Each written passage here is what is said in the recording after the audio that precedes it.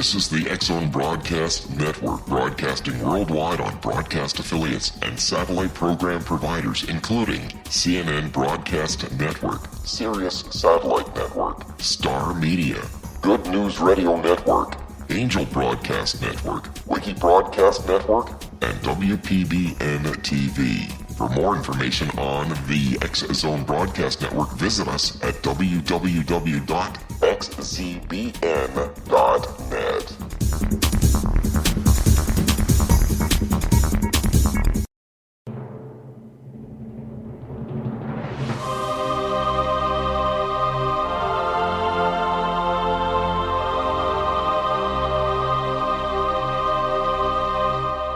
The Science of Magic with Gwilda Wiyaka is largely an opinion talk show. All opinions, comments, or statements of fact expressed by Gwilda Wiyaka's guests are strictly their own and are not to be construed as those of the Science of Magic or endorsed in any manner by Gwilda Wiyaka, REL-MAR McConnell Media Company, its affiliated networks, stations, or employees.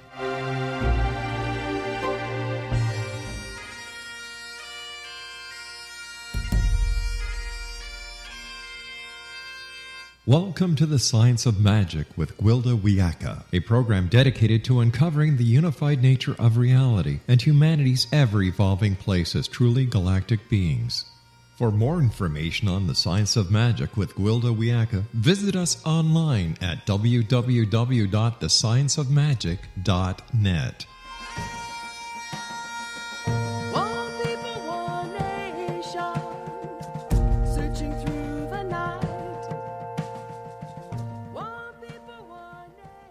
Hi there, and welcome to the Science of Magic, a program combining the science and magic of today's leading topics to co-create new solutions and promote evolutionary thinking.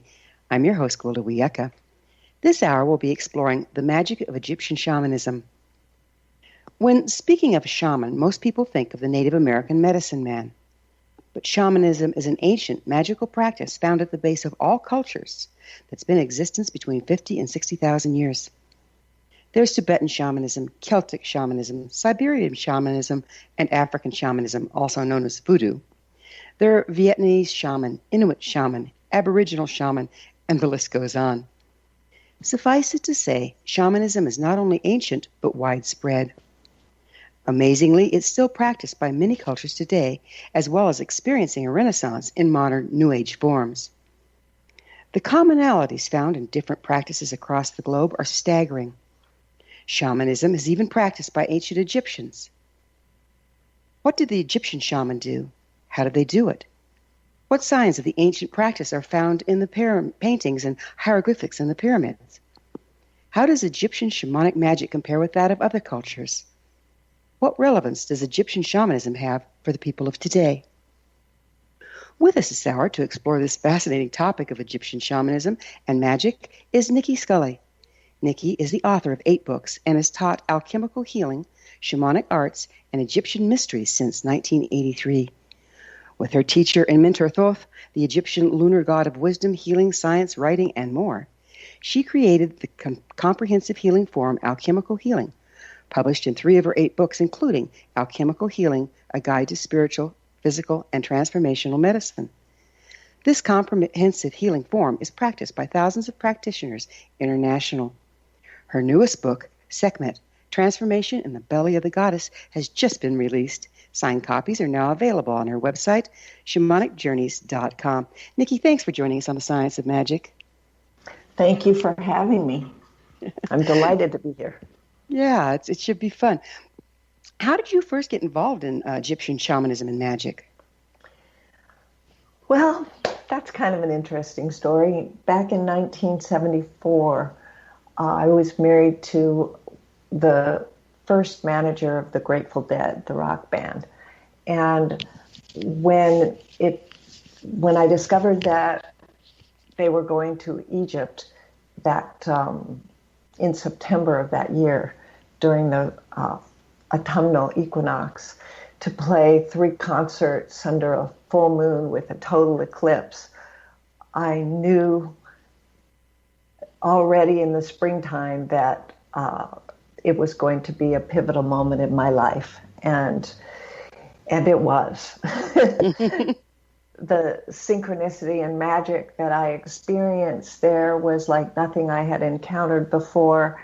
And I was so enchanted that I returned 4 times during the next year just to bang on the door of those monuments and temples to see if I could find out what the source of that magic was, where it was coming from, and what it all meant. And I realized a few things. I had some epiphanies, one of which was that I was to become a healer, although I didn't know really what that meant at the time. And the other was that I would have to go home and do a bit of research and study and get to know the Pantheon before I returned. And then I returned 10 years later with my first tour group, which started my company, Shamanic Journeys Limited. And that's kind of how it started for me. And that's how it all got started. Well, I'm really, really anxious to get deeper into Egyptian shamanism. It's a fascinating topic. We're going to have to take a little commercial break, though, and get started on the other side. Nicky and I will return shortly, so don't go away. You're listening to The Science of Magic. Our current episodes are aired daily on the X-Zone Broadcast Network, xzbn.net. In service to our listeners, prior innovative episodes can always be accessed free of charge on our website, thescienceofmagic.net. You can also email me at info@thescienceofmagic.net. The Science of Magic is produced by REL-MAR McConnell Media Company, Hamilton, Ontario, Canada.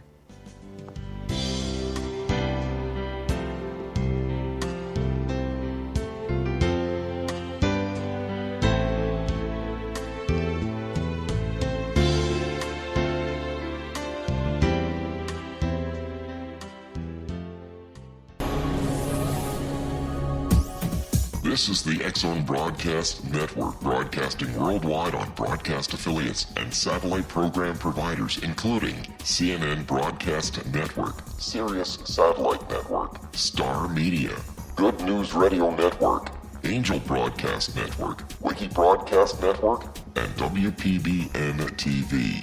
For more information on the X-Zone Broadcast Network, visit us at www.xzbn.net.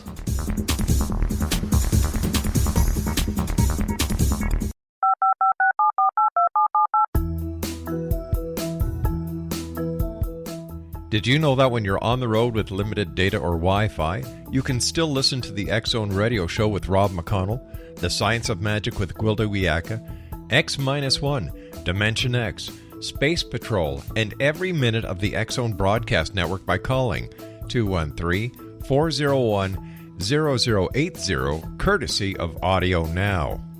No smartphone, app, or internet needed. It saves your data plan, and it's free if you have unlimited minutes. Call 213-401-0080 to listen on any phone, anytime, anywhere.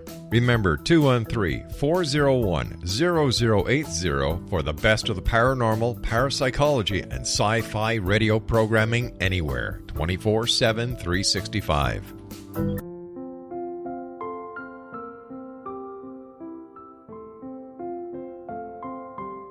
I am Dr. Carl O'Helvey, founder, president of a new cancer foundation focusing on evidence-based physical, mental, and spiritual interventions, including natural cancer cures, prayer, meditation, affirmations, nutrition, and other related holistic cancer prevention and cure modalities. These are used in cancer education, research, and financing care. I ask for your help to continue this important work by donating at www.holisticcancerfoundation.com.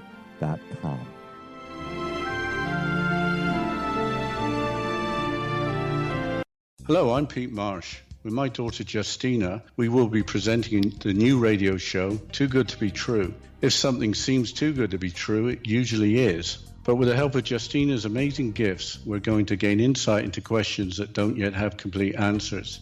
Have you wondered who built Stonehenge and for what reason? Why are crop circles found in the same region as Stonehenge and elsewhere? Are crop circles a hoax, or are they created with technologies that we have little knowledge of? Who built the pyramids in Egypt and also in other countries? How and why were they built? Was the Titanic switched with the Britannic as part of a gigantic insurance fraud, or for more insidious reasons?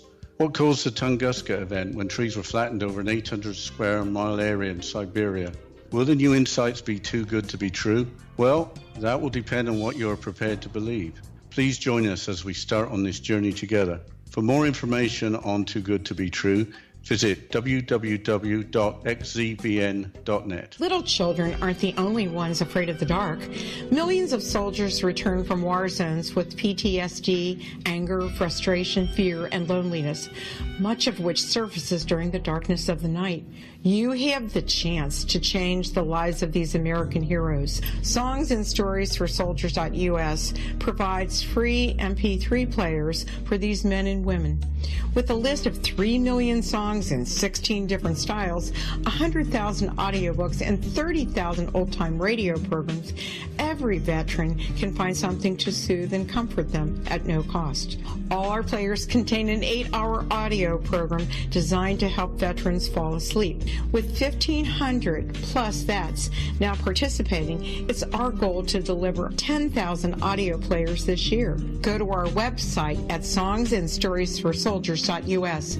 Help us help a veteran make it through the night.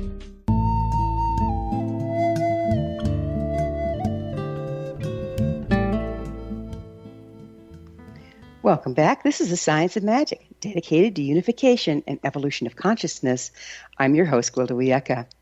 Our guest this hour is Nicky Scully, author of Sekhmet, Transformation in the Belly of the Goddess. Her website, shamanicjourneys.com. Nicky, you said you went back stateside and did some studying. Where did you get your shamanic training? Well, my intention was to become a healer. So I discovered very shortly that I would have to leave the Bay Area because it's very hard to do self-work when you're in the middle of such a huge community as the Grateful Dead family. And so I picked up my roots and my children and I moved to Oregon. And within 2 months, I found a Reiki master was coming to town from Canada. And in 1981, Reiki was not a household word. And so it was very new and unusual and pretty much unheard of. But what those initiations did for me was give me permission to do what I had already been doing, although I had been very closed about it. I thought there was something wrong with it, that only special people could move energy like that. And so suddenly I had permission. And with that permission, I was very enthusiastic about putting my hands on anybody and everybody that would let me. And okay, that's Reiki, but how about the shamanic portion? Well, that came from Reiki because the World Reiki Master became a good friend of mine. And when it became time to commit to becoming a Reiki Master, she's the one that told me that my life had been a series of shamanic journeys, which I had no comprehension of. And that she recommended that I explore shamanism. Now, I had been a pipe carrier since 1974. Oh, really? How'd you get initiated into that? It's not a story I talk about much, but I will tell you that a ghost dancer in Montana had a vision, a ghost dance vision, that he was to create a pipe for the Grateful Dead. And he described his vision to a woman that was a teacher of mine and a good friend. And she said, I know who's supposed to keep that pipe. And so the one time the Grateful Dead played in Missoula, she and the medicine man's son went to the concert and gave the pipe to my husband. And he came home, and forgot to mention it, and it just sort of rolled out of its the leather binding. And when he came home, I said, "What is this?" And he said, "Oh yes, this. There's a whole story behind it, and it belongs to the band, but you're supposed to be its keeper, and it will be your teacher." So you weren't trained in it or initiated in it? You just ended up with the pipe?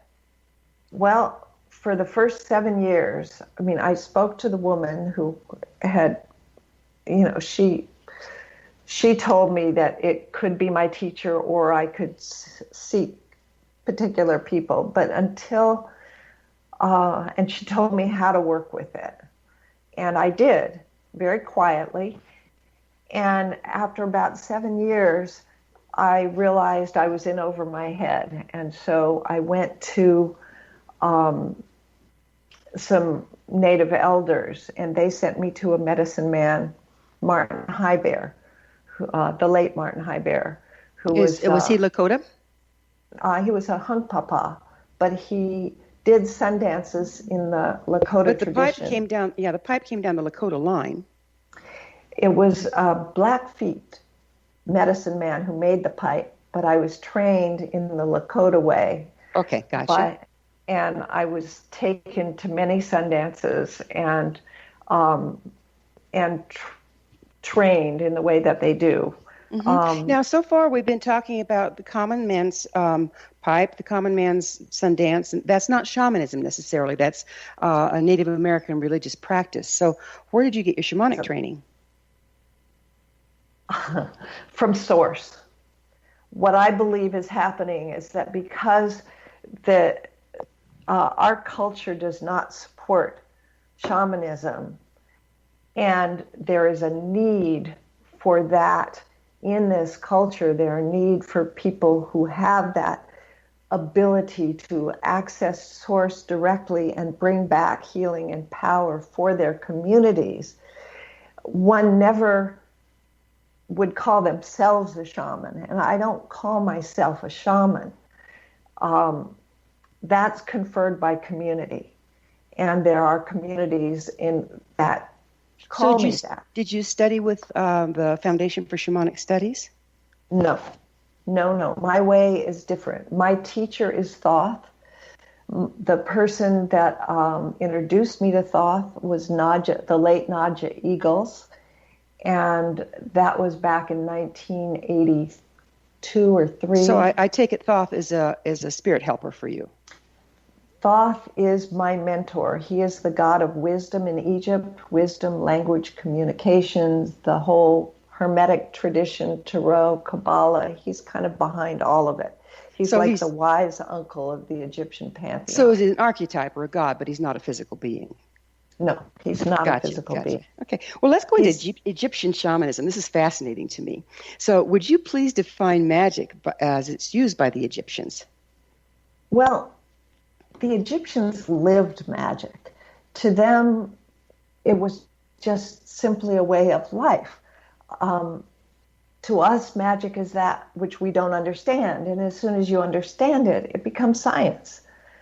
But in Egypt, which was never considered by ordinary archaeology or anthropology as a shamanic culture until actually quite recently, an author named Jeremy Nadler from Oxford wrote a book called Shamanic Wisdom in the Pyramid Text, where he interpreted the pyramid text, which has many of the instructions of the Book of the Dead in Unis's pyramid, as instructions for the living pharaoh rather than the dead one, which meant that when they had the Hebsed festival rites, which were celebrated every, supposed to be their 30-year jubilee, but they had it usually every, sometimes 3 years, sometimes 7 years, depending upon the pharaoh. And the pharaoh or his appointed high priest or vizier would have to undergo these very strenuous rites that included vision quests that aren't that different in some ways from the Native American vision quests that I've been exposed to. Yeah, isn't it amazing how many commonalities there are between shamanic cultures, even like Aboriginal shaman, and that, Australia has been isolated for how long before we started traveling again? And yet the practice is so similar. Well, it's sort of like you have a wheel and there's a central hub and there's all these spokes that come out of that wheel. And they all have the same source, but each culture is a different spoke and is equally important to the integrity of the wheel, but a very different way of receiving information from that source and disseminating it. And in Egypt, it was very strict rites where they're called teknu, and where the initiate is isolated in almost entombed for 3 days. That's pretty common, yeah. And there's medicine involved. I'm not exactly sure what the mix included, but that allowed them to be still and to not have to breathe deeply for 3 days while they journeyed to source to receive their instructions, and which gave them the right to hold the energy for the nation, for the entire empire. Whereas in today's world, the time of charismatic leaders is over. So every person has to become accountable and has to find that direct access to source. Let's back up a little bit. Help me understand here. So are you saying that the royalty were shaman, or are you saying that the royalty had shaman, or were the common people shamanically trained? I'm kind of lost here. The common people were definitely not shamanically trained, and nor was royalty until later. It was strictly the province of the pharaoh in the Old Kingdom times, where he held the reins for the entire country. So the pharaoh, the pharaoh was the shaman? The pharaoh was the shaman, or the pharaoh's vizier. And so according to whether it was a corrupted pharaoh or a pure initiated pharaoh was why there were so many ups and downs over the thousands of years that Egypt was vibrant. I understand that there's quite a genetic predisposition involved in some of the shamanic gifts. It's not the only way you can get there, but certainly that's a strong point. Do you think that's why the Egyptians held so firmly to their lineage that they actually started interbreeding to keep the lineage pure? Absolutely. But it's more than that. You had to have permission as the son of a god to become pharaoh. And so, for example, Alexander the Great had to travel all the way to Siwa, where the Siwa oracle pronounced him the son of Amun, so that he could reign as pharaoh. What does that really mean? I mean, we're talking about the gods and we're talking about human beings, and that's very similar to the story of Jesus being the Son of God. What's the similarity there? There is huge similarity there. It's almost as though the story of Jesus and Mary and Joseph were born right out of the story of Isis, Osiris, and Horus. It's a running track that when you look deeply into it and read the stories and myths, you'll see that they're just repeated with a different, same script, different actors. Very interesting. Pretty much. We have half a minute left. I'm going to introduce a question that we can pick up with the other side. Okay. It's my understanding that there's actually a stellar configuration that is the story that we're talking about that repeats periodically. Are you familiar with that? Not as you're saying it. I'd have to hear a little more deeply what you're speaking of, but I'm fascinated by the question. It's fascinating, isn't it? So it's like there's this whole stellar configuration that goes on where there's a grand cross and there's death on the cross, and it's time for our break. So we'll pick up on the other side. All right. Nikki and I will return to our discussion on the other side, so don't go away. We're coming to you through the X-Zone Broadcast Network. Don't miss the other fine shows and hosts on xzbn.net. You're listening to The Science of Magic, your resource for creative solutions in a changing world. thescienceofmagic.net.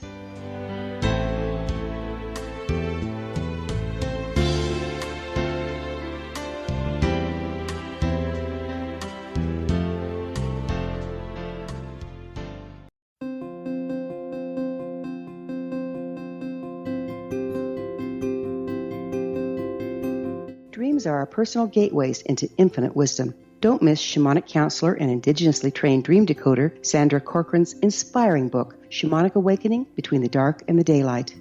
This remarkable work chronicles Sandra's 35 years of experience with diverse wisdom keepers and her initiations throughout the Americas and across the British Isles, Turkey, Greece, and Egypt. Sandy's knowledge of symbology, psychology, and myth influence her dream blog and workshops. Sandy offers private tarot readings, international journeys, a meditative CD, as well as her book, Shamanic Awakening, to encourage you as you navigate this earth walk, creating a deeper connection to yourself and all that is. Find this and more at Sandy's website, starwalkervisions.com.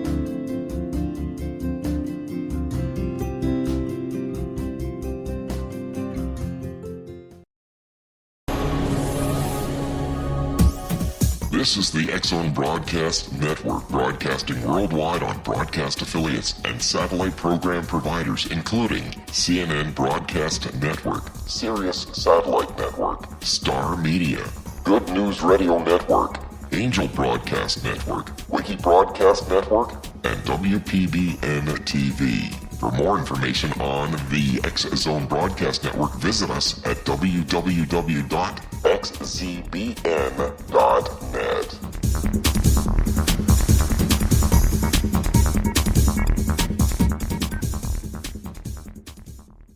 How would you like to be able to read other people's minds? Well, the next best thing is here. When you know how to read a person's name, you know how the person thinks, feels, and behaves.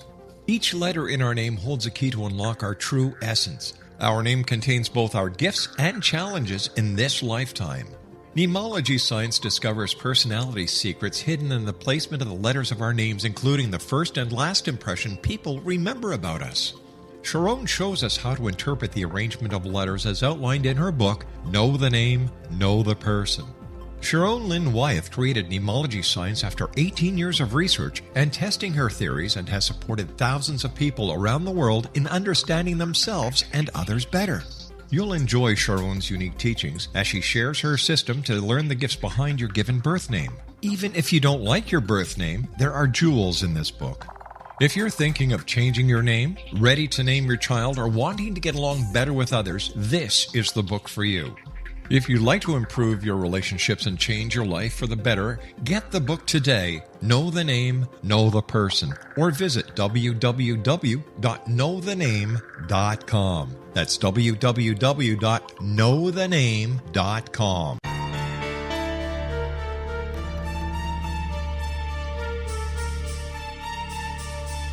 Hello, I'm Justina Marsh, and with my dad Pete, we are going to present a new show called Too Good to Be True. Together, we are aiming to discover more truths about this world and beyond. Do you have unanswered questions about the world? Do you ever wonder about aliens, conspiracy theories, or the universe? There are many shows discussing subjects such as pyramids or UFOs, but we want to relay this information based on our own research, including from spiritual means. Hopefully, listeners will be helped with their own beliefs and will appreciate the psychic insights that add to the previous research and information. We both look forward to sharing this insight and beginning this journey with our listeners. Visit xzbn.net for more information about when to listen.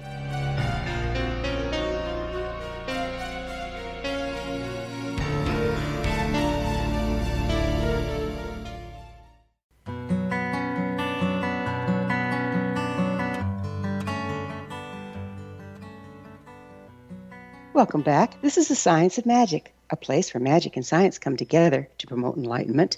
I'm your host, Gwilda Wiyaka.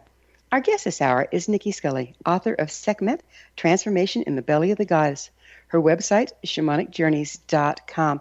Nicky, we'll move on from the stellar configuration because I really want to get into some of the stuff that you really, really know about, which would be, tell me, all the hieroglyphics and paintings of the gods and goddesses that I've seen that come from the different tombs and this and that, they look so shamanic in nature. Can you go into that a little bit? Yes. First of all, the word for God is neter, goddess, netert, the gods, the neteru. The Coptic word would be nature, and the English word is nature. So it is a nature-based religion. Mm-hmm. And so all the gods have either mostly human bodies with animal heads, or sometimes animal bodies with human heads. There's a mixture. There's plants. God is in everything, according to the Egyptians. Yeah, and we see that in the Tibetan tradition too. The animals, and in the Native American. Absolutely, yeah, on the kachinas, every place. You just see it everywhere. And so, to me, that's sort of the first sign of it being a shamanic culture. But the children of ancient Egypt grew up knowing that they were living in service to Ma'at. Ma'at is both a goddess and a concept. It is justice, balance, harmony, truth, and cosmic law and order. And without Ma'at, there is simply chaos. Mm-hmm. And so, when you're talking about the gods and goddesses, as we view them from the Egyptian standpoint, were they metaphors for concepts that we could then align to the frequency of, or do we believe they were actual deities? Both, in my opinion, because I find that they are in our DNA. I have a belief that if you could imagine geneticists without bodies in some constellation of stars, possibly Sirius, the Pleiades, a gathering of all of them, sitting around going, well, what would happen if we inserted our genetics into creatures, and they found planet Earth, and that became their petri dish. And then... So you see this literally rather than metaphorically? Yes, I actually do. Because I communicate them. They're inside me, yet I put them outside of me in order to have that direct contact. Explain how that happens. How are they inside of you, and how do you put them outside of you? Well, they're inside because they're a part of our DNA that we are waking up to. And that's why I wrote this book, because it's very important that we connect with the particular archetype or deity that is Sekhmet, because But wait a minute. How do... Okay, well, I know my lineage a long ways back, and there's no Egyptian in there. So how did this supposed Egyptian god DNA get into my DNA? How does it apply to me or to other people that aren't coming from an Egyptian lineage? Well, I was raised Jewish, and I certainly didn't come from any Egyptian lineage that I knew of. And so it was very strange to me. I finally went to my sister's husband, who was a rabbi, and said, I really have a problem with this whole Jews being slaves, and how does this all jive with what I'm learning? And he said that nobody really knows, because the stories are parables. And well, there you have it. The stories are parables, and yet you're saying the gods are literal, and that the DNA implant was literal? Well, that's my experience, because of the community, because my whole life has been directed since the 80s through my relationship with this pantheon and others, Kuan Yin, Medicine Buddha.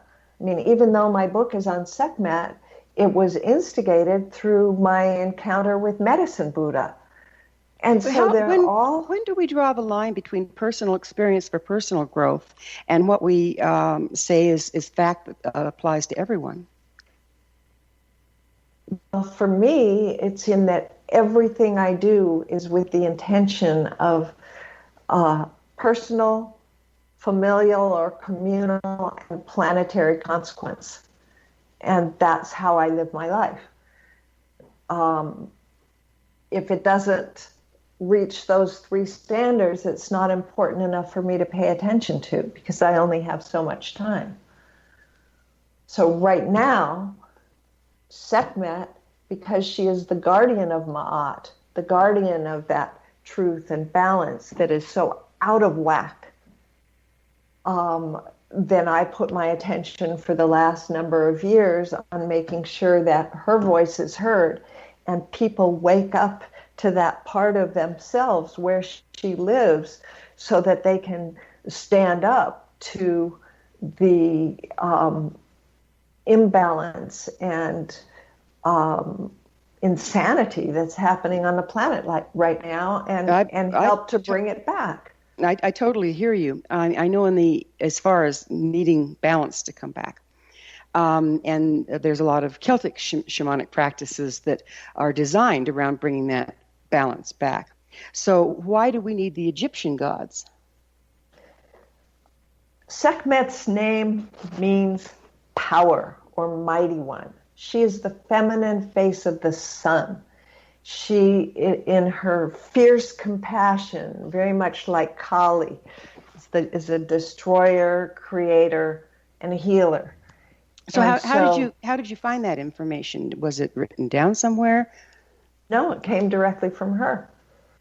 Came directly from her. And then, of course, I researched it and found it written. But my way of learning has been to have the experience first and then go find out where it's corroborated in the literature. And I have a partner, Normandy Ellis, who I've taught mystery school with for the last 20 years and wrote my last book with. And she reads the hieroglyphs, and she interpreted and translated Awakening Osiris, the Egyptian Book of the Dead, which is the most exquisite translation of that book that exists. Right. So what method do you use to connect with the gods and goddesses? Well, this will sound kind of strange. I'm a catalyst, not a seer. I'm not a visionary. I teach people how to see, and they inform me. And that's how I've used my apparent blindness for the last 30 or 40 years. So how do you teach people how to see if you can't do it yourself? And what method do you use to do it with? I take them on journeys, and wait a minute. Let's back up. Where did you learn to journey? I thought you didn't have any shamanic training. From Nadja Eagles, my teacher, who taught me healing and Egyptian shamanism, but it not like the Harner Foundation, who teaches you to journey for people and bring back information. In my work, which is alchemical healing, we teach the people to journey when we're doing the healing, so that they have a direct experience of their own healing. Okay, so I'm with you there, but then how you said that you're getting your information by teaching people to journey and then having them bring the information back for you? Much of it, for much of the time. Ever since I wrote the Anubis Oracle, I've been able to get the information more directly. But it started with my husband when we were driving down the highway, and I was just very flippantly calling out the names of the gods, and he suddenly pulls over to the side of I-5 and jumps out of the car and backs away and says, "Nicky, you better have had a good reason for calling them because they all showed up." And I said, "What do you mean?" And he said, "They're here and they want to know why you're calling them." And I pulled myself together and said, You mean you can see them? I can see them, I can feel them, I can even smell them. And when I learned that, he became my first visionary. And we wrote, it took 25 years of session work that we did to write the Planetary Healing book. But he was my chief vizier, so to speak. So basically, you've built all your teachings and done all your writing by using someone else as an intermediary between you and spiritual information. How can you be sure that their interpretation is correct? I mean, a lot of this work is allegorical. Because I do it with so many different people, and they all come up with the same answer. Okay. Regardless, so you triangulate, and then you do research after that. Absolutely. And then you research it in ordinary reality? Yeah. For example, a few years ago, I did the Sekhmet work in Egypt. And my Egyptologist, who I'd been working with for a couple of decades by then, he just said to me one day, he said, "Nicky, do you know that what you're doing is still being done in rural Egypt?" And I said, "No, how would I know that?" He said, "Nobody knows that. How do you know what you're doing?" And I told him, and he said, "Well, you are onto something, and I will be here for you 24/7. You call me with any questions. I will go to the head of archaeology at whatever temple is associated and find you the correct answer so that you don't make any mistakes." So now are the common people still practicing shamanism in Egypt? They wouldn't call it that, but they still do. In rural Egypt, they would never call it shamanism. In fact, if you are caught meditating in a temple, they'll throw you out. So for our tours, we rent the temples. So we have them to ourselves at night when no one else is there. And we have our own security. And then we can do what we want. But what we are doing would be highly illegal in today's Egypt. Right, because it's shamanism in so many countries has been banned because the doggone stuff works. Meditating is banned. It's crazy. Breathing is banned. Yeah. We're going to have to take another breather and take a short break for a commercial. Nicky and I will be back shortly, so don't leave us now.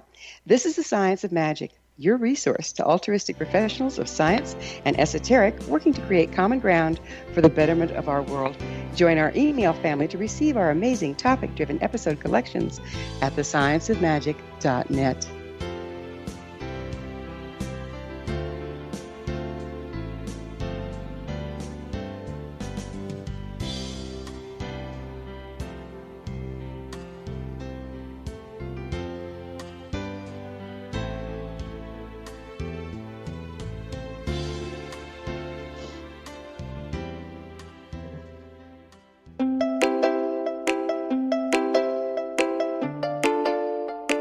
Are you curious? Do you want to learn more about how the world works and have fun at the same time?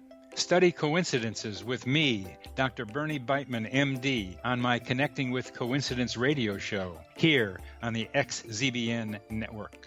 Listen to Jungians theorize, statisticians randomize, true believers evangelize, while I categorize. I dance to the rhythm of coincidences. People who experience me see more of them. Maybe something on the show matches a thought in your mind. Let us know. Expand your mind to the weirdness happening around you. Synchronicity spoken here, there, and everywhere. For more information, put Connecting with Coincidence in your search engine and find my website, my social media sites, and my blog.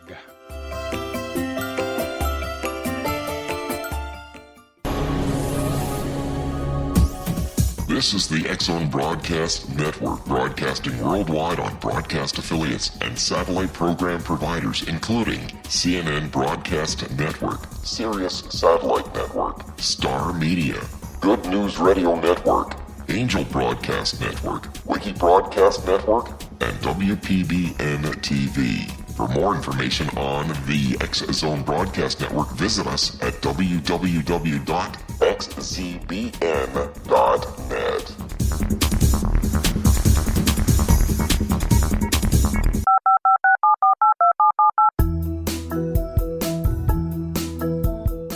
Did you know that when you're on the road with limited data or Wi-Fi, you can still listen to the X-Zone Radio Show with Rob McConnell, The Science of Magic with Gwilda Wiyaka, X-1, Dimension X, Space Patrol, and every minute of the X-Zone Broadcast Network by calling 213-401-0080, courtesy of Audio Now. No smartphone, app, or internet needed. It saves your data plan, and it's free if you have unlimited minutes. Call 213-401-0080 to listen on any phone, anytime, anywhere. Remember 213-401-0080 for the best of the paranormal, parapsychology, and sci-fi radio programming anywhere, 24/7, 365.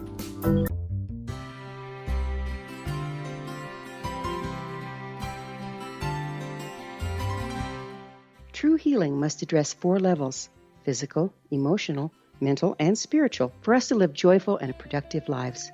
We tend to treat 3 of the 4, leaving the spiritual languishing. If you're tired of the same dysfunctional patterns cropping up in your life, Soul Balancing is for you. Trixie Phelps, owner and founder of Soul Balancing, is a naturally gifted energy healer trained in numerous esoteric forms, including shamanism. Trixie has created a powerful modality that safely and effectively clears your energetic field. A Soul Balancing session can remove interference, heal trauma, and restore your hope. Contact Trixie for a life-changing long-distance session today, www.soulbalancing.world.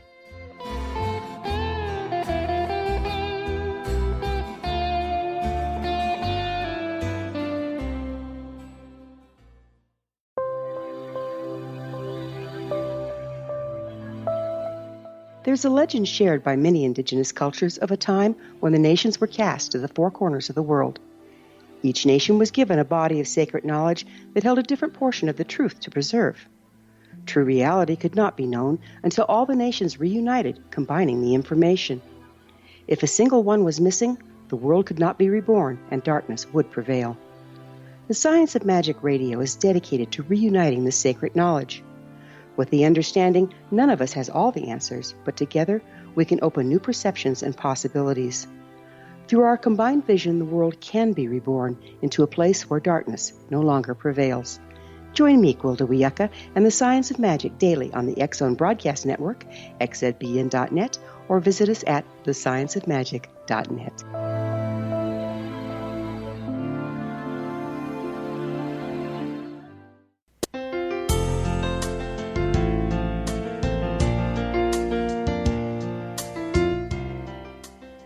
Welcome back. This is the Science of Magic, bringing together gifted people of service to the world. I'm your host, Gwilda Wiyaka. What's up in your world? Email me at info@thescienceofmagic.net and suggest a topic that's on your mind. You're probably not the only one interested. Our guest this hour is Nicky Scully, author of Sekhmet, Transformation in the Belly of the Goddess, her website, shamanicjourneys.com.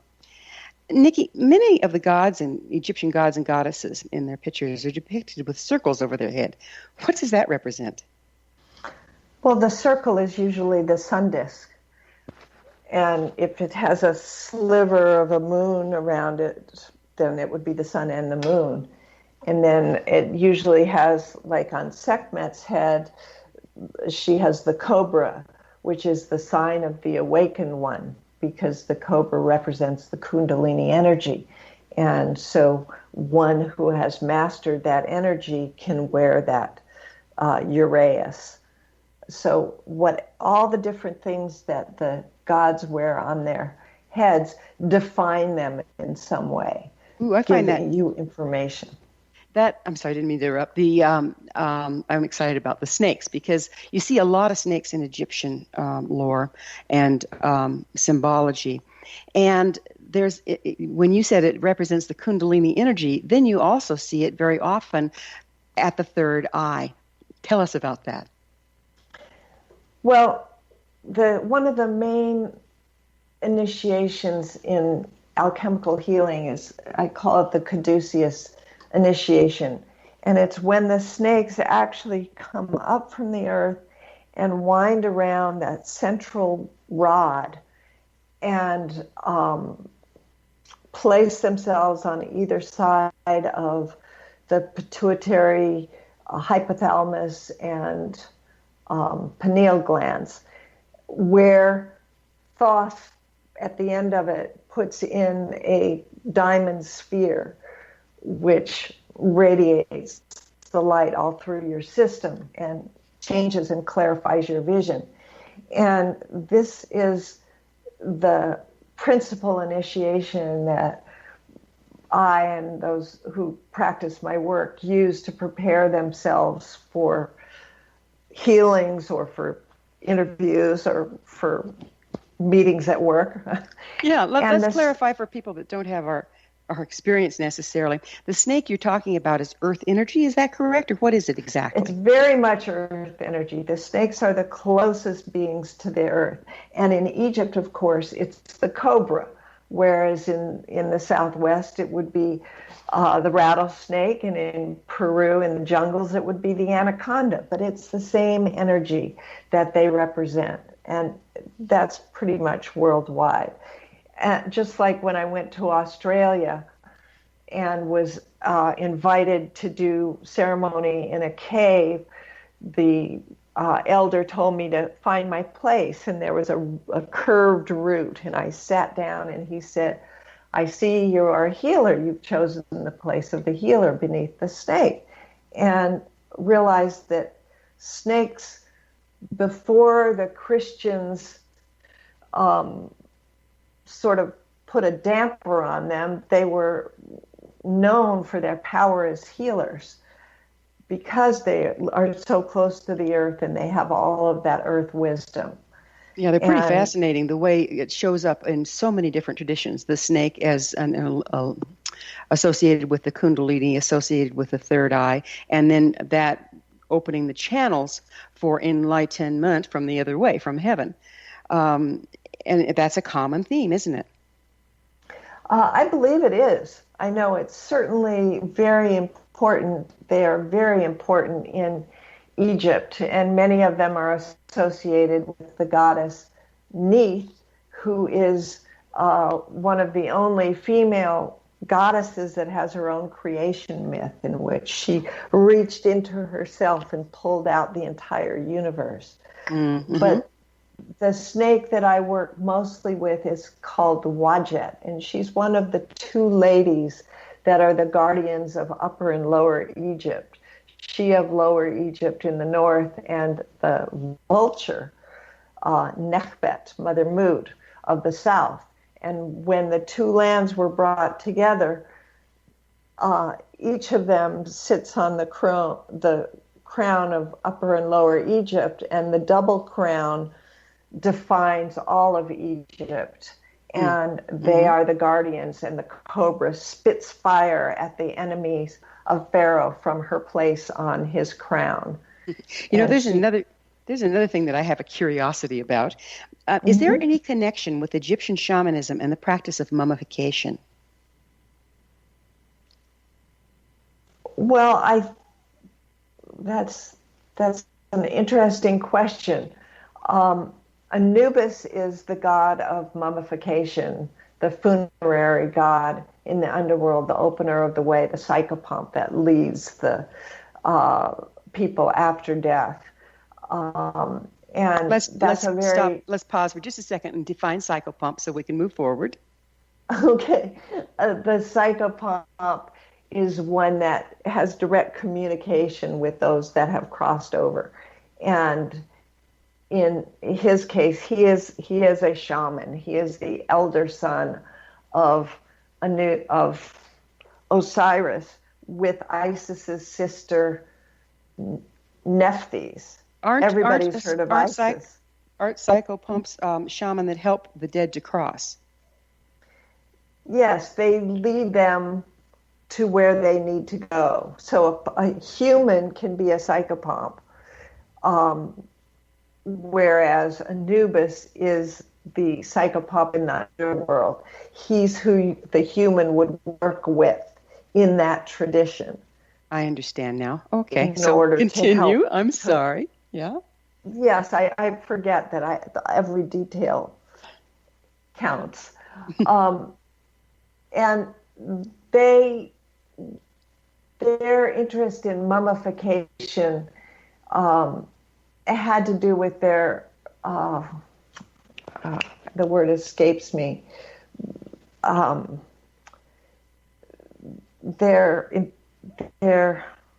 oh my goodness, about death. They're consumed with death, as though death is almost more important than life. And yet, I believe a lot of that is misinterpretation of the original translations of the Book of the Dead, because the actual name of it is the Book of Coming into the Light, or Coming into the Day. And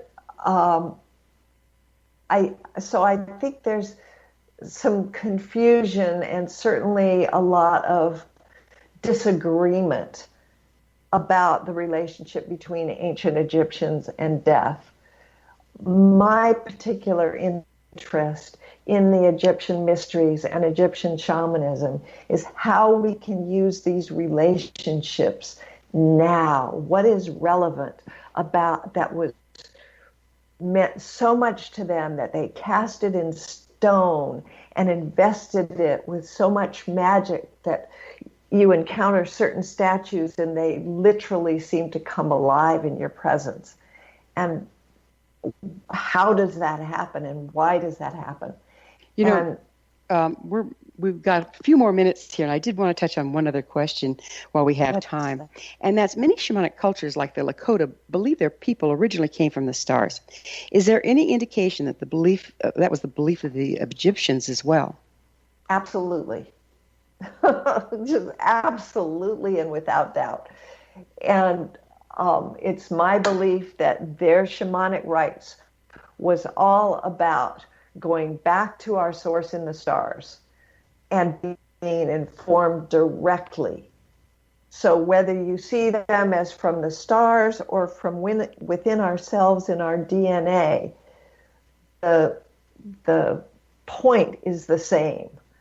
That's where the source information is. And if we can clear all the channels between ourselves and those sources in the stars, then we will be guided to the solutions for the challenges that face us. And we do have some big ones. We have some big challenges today. Ones. Yeah. So what does shamanic healing have to offer the people of today, given the challenges that we're dealing with?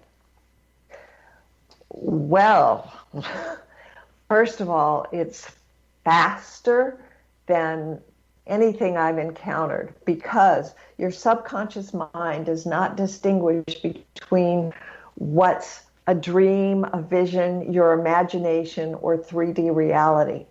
So if I can get a person to have an experience of healing where the cobra comes into their body and eats a kidney stone or a tumor, and they feel it and they know it to be true because it's their experience, then their body reacts as though it happens, and the healing is instantaneous. And that's just what happens. Do you have scientific evidence of a tumor or a kidney stone being there, and then after shamanic healing, it being gone? No, but I have, because I'm not a scientist, but I have the evidence of all the people who've had those experiences. Well, experiences are real. Time flies, and unfortunately, we're out of it. I can't thank you enough for being on the program. Nicky, thanks so much for coming on the show. Our guest this hour has been Nicky Scully, shamanic healer and author of Sekhmet, Transformation in the Belly of the Goddess. her website, shamanicjourneys.com. This has been The Science of Magic. Join our email family to be the first to receive our thought-provoking, topic-driven episode collections at thescienceofmagic.net. Until next time, dear ones, may you be blessed with knowledge and comforted with love as you live a life of magic.